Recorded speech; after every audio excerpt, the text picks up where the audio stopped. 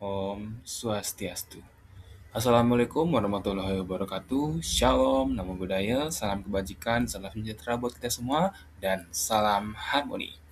Oke, kembali lagi bersama saya Iwayan Gede Rasana. Pada kesempatan kali ini, saya akan mempresentasikan materi tentang pengalamatan IP atau yang lebih akrab kita sebut IP address. Video ini saya buat sebagai bentuk evaluasi dan refleksi dari proses belajar saya mengenai dasar-dasar jaringan komputer. Nah, sebelum kita masuk ke detail materinya, saya mau mengajak teman-teman melihat gambaran besarnya dulu lewat mind map yang sudah saya buat sebelumnya. Nah, bisa dilihat di layar. Nah, kalau dari sini, kita bisa melihat IP address itu saya bagi menjadi 6 cabang utama, yang dimana pertama kita akan bahas apa sih konsep dan fungsi dasar dari IP address itu. Kemudian cabang kedua, kita bakal lihat komponen dan aturan mainnya. Kemudian di cabang ketiga, membahas bagaimana pembagian kelas IP, khususnya IPv4. Kemudian yang keempat, kita akan membahas jenis IP dan alamat yang sifatnya khusus. Kemudian yang kelima, ada konsep subnetting, dan yang terakhir di cabang keenam, kita bakal belajar sedikit soal cara konversi bilangannya. Mari kita bedah satu persatu. Oke teman-teman, kita akan mulai dari konsep dasarnya terlebih dahulu. Nah, sederhananya, IP address itu merupakan protokol jaringan yang berfungsi layaknya identitas unik buat setiap komputer.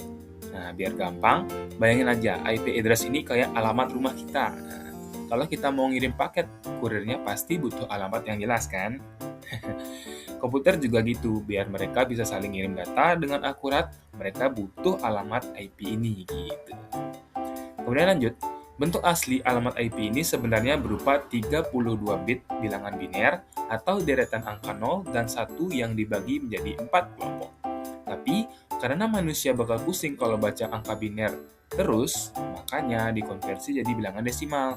Contohnya kayak yang sering kita lihat di pengaturan WiFi yaitu 192.168.1.1 gitu contohnya. Oke, kita lanjutkan ke bagian komponen dan aturan pengalamatan. Nah, dalam alamat itu ada dua bagian utama yang harus kita pahami, yaitu network ID dan juga host ID.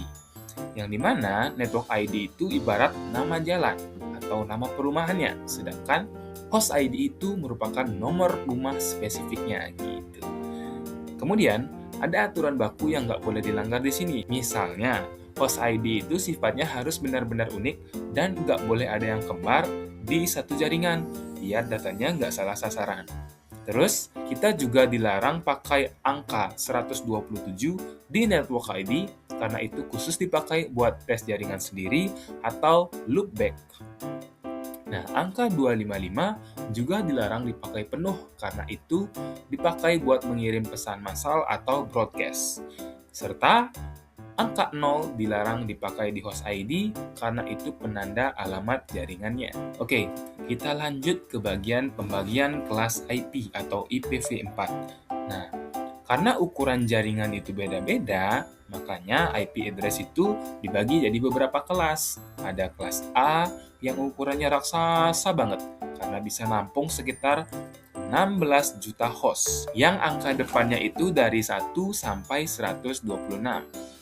Terus ada kelas B buat skala menengah yang menampung sekitar 65.000 host. Kemudian, yang paling sering kita pakai buat jaringan lokal kayak di rumah atau lab sekolah, itu pakai kelas C. Rentang angka depannya dari 192 sampai 223 dan maksimal cuma bisa menampung 254 komputer. Ini paling ideal biar nggak mubazir alamat. Selain 3 itu, ada juga kelas D buat keperluan multicast dan kelas E yang dicadangkan murni buat eksperimen saja. Oke, kita lanjutkan ke bagian jenis IP dan alamat spesifik. Nah, kalau dari jenisnya, IP itu sebenarnya dibagi menjadi dua, yaitu IP publik dan IP private. IP publik itu ibarat alamat resmi yang dipakai buat keliling dunia di internet global dan harus didaftarkan secara resmi ke pusat. Sedangkan IP private itu alamat gratis yang biasa kita pakai buat bikin jaringan lokal atau LAN. Tujuannya biar persediaan IP global tidak cepat habis. Kemudian lanjut. Sebenarnya ada 3 alamat spesifik yang sifatnya khusus. Pertama, network address yang host ID-nya 0. Ini fungsinya buat ngenalin jalurnya. Kedua, broadcast address yang angka belakangnya 255. Ini ibarat toa pengumuman buat ngirim pesan ke semua komputer sekaligus. Dan terakhir, loopback 127.0.0.1 buat ngecek apakah sistem di komputer kita sendiri udah berada di jalan yang normal. Oke, kita lanjut ke bagian subnetting dan konversi bilangan. Nah, kadang kalau jaringan kita itu terlalu besar, kita butuh deretan angka yang namanya subnet mask. Fungsi utamanya itu buat jadi pembatas mana yang masuk network ID dan mana yang jadi host ID. Memecah jaringan besar menjadi lebih kecil atau subnetting ini sangat penting. Selain bikin penggunaan IP lebih efisien, ini juga ngebantu banget buat si administrator jaringan buat melacak kalau ada kerusakan karena jaringannya udah dibagi per blok. Nah, terakhir, soal konversi bilangan. Kalau kita mau ngubah angka desimal ke biner, caranya cukup membagi angka desimal itu dengan 2 angka secara terus-menerus. Lalu, sisa pembagiannya dibaca dari bawah ke atas. Sebaliknya, kalau dari biner ke desimal, kita bisa pakai tabel bantuan pangkat 2 dari angka 128 sampai 1 dan tinggal jumlahkan saja nilai desimalnya. Oke, tiba saatnya kita di bagian kesimpulan, yang dimana pengalamatan IP merupakan pondasi utama yang berfungsi sebagai identitas unik untuk memfasilitasi komunikasi antar komputer di dalam sebuah jaringan.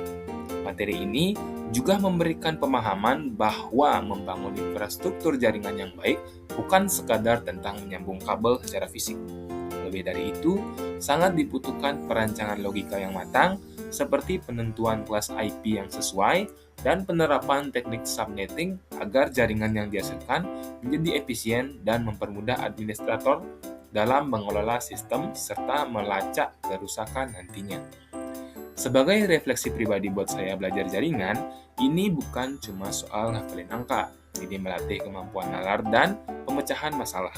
Sebagai calon praktisi teknologi pendidikan, pemahaman ini bikin saya sadar kalau ngerancang infrastruktur digital itu nggak bisa asal pasang kabel aja, tapi juga harus dipikirkan logikanya biar sistemnya berjalan stabil dan juga gampang dirawat. Oke teman-teman, saya rasa sekian video presentasi dari saya. Semoga penjelasan tadi bisa dimengerti dengan baik. Mohon maaf apabila ada salah kata atau penyampaian saya yang kurang pas, dan terima kasih buat waktunya yang sudah menonton sampai habis. Ujung kalimat saya akhiri dengan mengucapkan Parma Santi. Om Santi Santi Santi Om. Wassalamualaikum warahmatullahi wabarakatuh. Salam namo buddhaya, salam kebajikan, salam sejahtera buat kita semua, dan salam harmoni. Sampai ketemu lagi di video berikutnya. Dadah.